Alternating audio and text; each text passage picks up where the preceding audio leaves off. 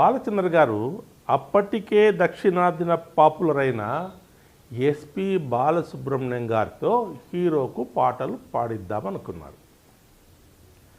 బాలసుబ్రహ్మణ్యం గారు అంతవరకు హిందీలో ఇంకా పాటలు పాడి ఉండలేదు. కానీ దానికి లక్ష్మీకాంత్ ప్యారలాల్ విముఖత చూపించారు. బాలుగారి హిందీ ప్రొనౌన్సియేషను, డిక్షను, మాడ్యులేషన్ ఇలా ఏవేవో వంకలు చెప్పడం మొదలుపెట్టారు. దానికి బాలచంద్ర గారు చిత్రంలో హీరో తమిళుడు గనక కాస్త అటు ఇటైనా వీటన్నిటి వల్ల పెద్ద ఇబ్బంది ఉండదు, సహజంగా ఉంటుంది అని చెప్పినా లక్ష్మీకాంత్ ప్యారలాల్ గారు సుతరాము ఇష్టపడలేదు. కానీ బాలచంద్ర గారు తన పట్టు విడవలేదు. ఆ చిత్రంలో హీరోకు బాలు గారితోనే పాట పాడిస్తాను, లేదు కాదు కూడదంటే